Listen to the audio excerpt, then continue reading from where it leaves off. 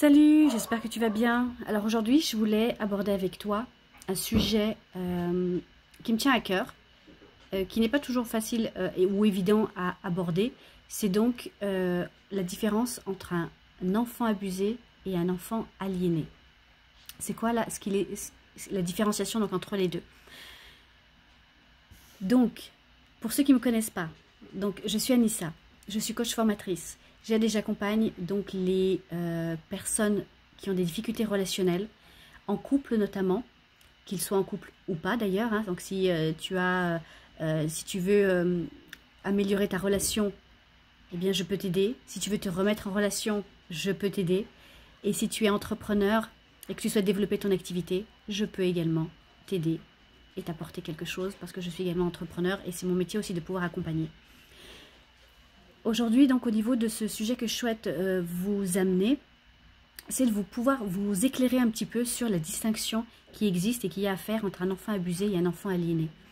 Un enfant abusé, c'est un enfant qui a un parent, deux parents ou des adultes en tous les cas qui sont les représentants de cet enfant-là, qui abusent l'enfant de façon physique, psychologique, émotionnelle, sexuelle aussi. Donc, cet enfant-là, la plupart du temps, eh bien, va cacher ce qu'il a vécu. Ne va pas parler de ce qu'il a vécu. Ne va pas parler de la souffrance et des abus qu'il subit. Parce que la plupart du temps, et généralement, comme ce sont ses parents, il aime ses parents. Je dis c'est dans le cas où c'est les deux, mais il aime son parent, en tous les cas, le parent. Et il ne veut pas que ça se sache parce qu'il veut protéger. Il protège son papa ou sa maman ou l'adulte référent. Ça, c'est pour ce qui est donc de l'enfant abusé. Et si personne ne le sait autour de lui, il n'en parlera pas. S'il y a des personnes qui reconnaissent certains signes, oui, ils vont pouvoir l'aider à libérer la parole. Et si ça n'est pas le cas, eh bien l'enfant, en grandissant, le fera au fur et à mesure de son évolution, en devenant adulte, et parfois pendant très très longtemps, voire des années. C'est des situations qu'il a mis de côté, qu'il a complètement sorti de son esprit et mis aux oubliettes. Et avec un déclic, peu importe lequel, ces souvenirs-là peuvent revenir, ressurgir. Et là, il va pouvoir faire un travail nécessaire, un travail spécifique, un travail donc de reconstruction, pour les abus qu'il a subis donc étant enfant. Ça, c'est donc l'enfant abusé, qui a subi des violences psychologiques, physiques, émotionnelles et ou sexuelles, et qui cherche malgré tout à défendre le parent ou l'adulte qui lui a fait subir ça. La différence avec un enfant donc aliéné, eh bien, c'est que ça se passe en général lors de séparation de couple. Et lorsqu'un parent qui est délaissé, qui se sent délaissé, hein, okay, par son conjoint ou sa conjointe, va intégrer son ou ses enfants dans la séparation et dire à ses enfants que son papa ou sa maman les a abandonnés. Donc, l'autre parent plus le ou les enfants. Donc, il intègre les enfants dans le fait que le parent qui est parti a abandonné son conjoint, en fait, s'est séparé de son conjoint, mais va faire comprendre à l'enfant que son parent l'a abandonné lui aussi. Et de façon tellement récurrente, de façon tellement régulière, de façon tellement qui perdure dans le temps, que l'enfant va croire qu'effectivement son parent l'a abandonné lui aussi, l'a délaissé lui aussi. Et petit à petit, ce qui va se passer en fait dans le cerveau donc de cet enfant qui est aliéné par son parent donc aliénant, eh bien il va croire que son parent lui a fait du mal en se séparant de lui, alors qu'il s'est seulement séparé de son autre parent, va ne plus le considérer, va le dénigrer, parce que l'autre parent l'a dénigré et le dénigre pendant la séparation, mais parfois avant aussi. Et donc l'enfant va aussi dénigrer son parent, ne plus vouloir avoir de relation, rompre justement la relation, la communication et se distancer avec petit à petit de ce parent-là qui s'est séparé de son autre parent. J'espère que ce soit clair. Donc il y a le parent aliénant, c'est celui qui a le plus souvent la garde, la plus grande garde en tous les cas, qui reste le plus longtemps donc avec son enfant, et c'est lui qui aliène son enfant. Donc ça c'est au niveau psychologique. Il lui fait donc comme une sorte de lavage de cerveau pour dénigrer son autre parent. Ok? Vous voyez un petit peu la situation? Et donc l'enfant aliéné, à la différence donc, de l'enfant abusé, va rejeter le parent qui ne lui a rien fait, parce qu'il va croire, le parent aliénant, que le parent lui a vraiment fait du mal, en divisant la famille, en se séparant de lui, le fait que justement que s'il est parti, bah, c'est parce que il n'aimait peut-être plus ni sa famille ni ses enfants.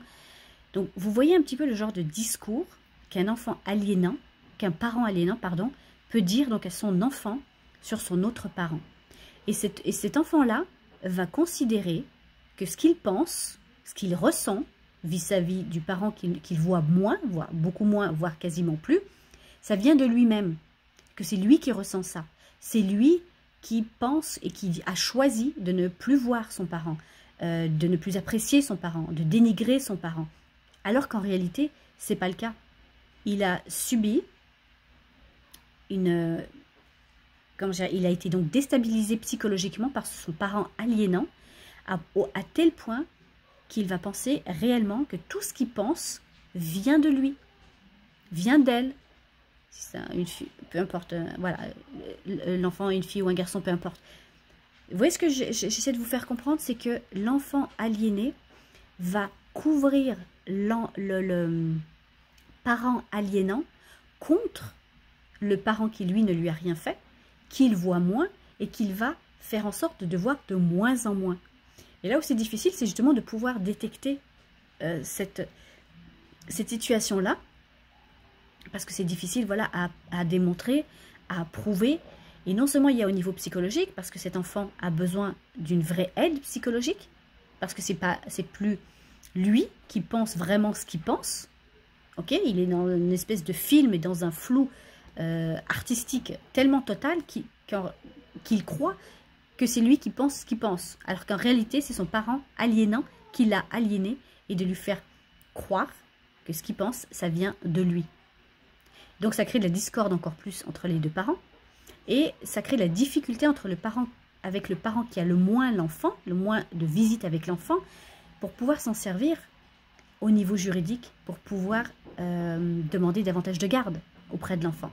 Donc il y a tout un travail au niveau psychologique pour l'enfant, mais tout un travail aussi au niveau juridique que le parent qui a été délaissé doit pouvoir prouver, amener, démontrer pour justement aller prendre soin de cet enfant qui est psychologiquement déstabilisé et fragilisé. Donc voilà ce que je voulais vous amener aujourd'hui. Donc de pouvoir faire la différence et la distinction entre un enfant abusé qui va couvrir son parent qui l'abuse ou l'adulte qui l'a abusé, de l'enfant aliéné qui lui va rejeter le parent qui ne lui a rien fait, et d'aller dans le sens du parent qui l'aliène. C'est une déformation psychologique, mais vraiment importante à pouvoir faire pour pouvoir aider de la meilleure façon qui soit ses enfants, parce que bien évidemment que ça crée une telle déstabilisation qu'une reconstruction est nécessaire, mais va être compliquée en même temps, parce que l'enfant ne pense pas qu'il en a besoin. Au contraire, il se dit, bah non, c'est l'autre parent qui m'a laissé, qui lui a peut-être besoin de quelque chose. C'est les situations vraiment renversées, ok? Donc voilà ce que je voulais vous amener. Donc, si vous avez donc autour de vous de ce type de situation, essayez de les repérer.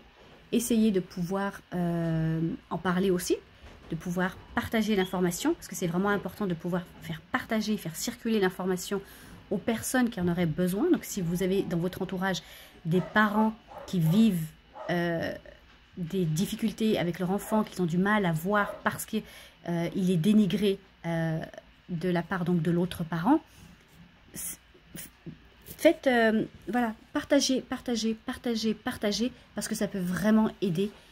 Ça peut vraiment aider les parents qui se sentent délaissés, qui est totalement démunis, parce que peut-être qu'il ne sait pas justement ce qui se passe, parce que l'aliénation parentale n'est pas suffisamment répandue, connue, sue, pour pouvoir l'utiliser. Donc si le parent qui subit cette situation ne sait même pas qu'il subit de l'aliénation parentale sur son enfant, comment voulez-vous qu'il puisse faire le nécessaire pour aider son enfant qui en a besoin psychologiquement? Donc si vous avez des choses similaires autour de vous, n'hésitez pas à partager l'information, à partager cette vidéo si ça peut aider. Je vous en remercie. Merci pour eux, parce que voilà, il y a des situations qui ne devraient pas exister et pourtant ça existe. Donc faisons tous ensemble le nécessaire pour pouvoir aider ceux qui en ont le plus besoin. Donc merci encore de partager, merci pour vos likes, merci pour vos commentaires, merci pour vos abonnements. Comme ça permet justement, de soutenir ma chaîne et ça permet en même temps de pouvoir diffuser donc encore plus les contenus que je vous amène. Donc portez-vous bien et je vous dis à bientôt. Bye bye.